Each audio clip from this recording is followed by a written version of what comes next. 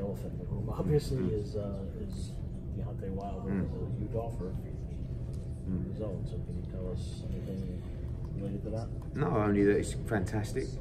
I think we've got a brilliant chance of making the Joshua fight. The only way that deal was ever going to get made was doing it this way. Which way? When you say The John Skipper way.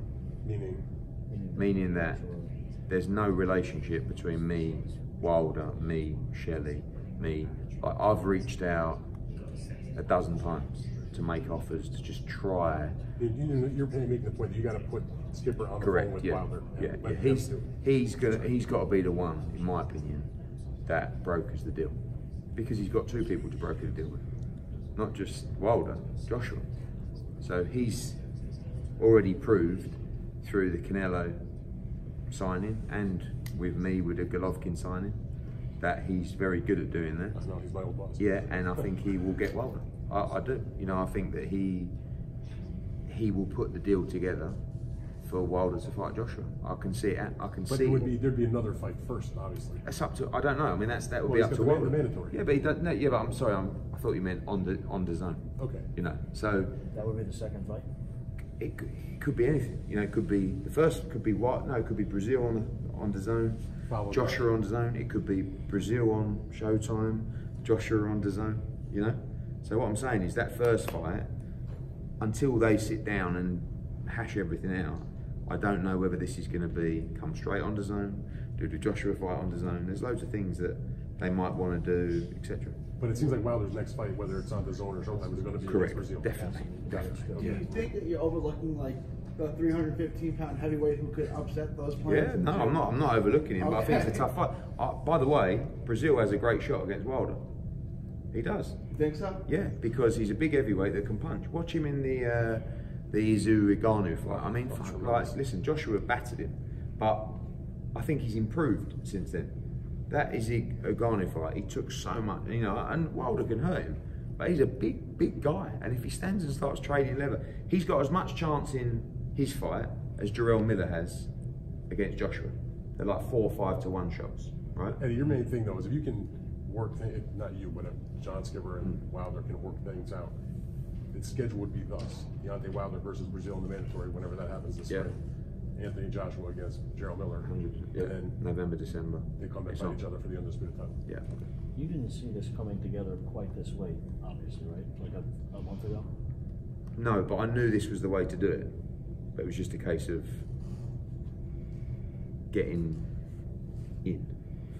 You know, like, so, but by that, like, to the fighter who's not encumbered by basically. But it's like, I think Deontay's comments have led to this chain of events. Do you know what I mean? Like, by him coming out and saying, "I'm not with Showtime.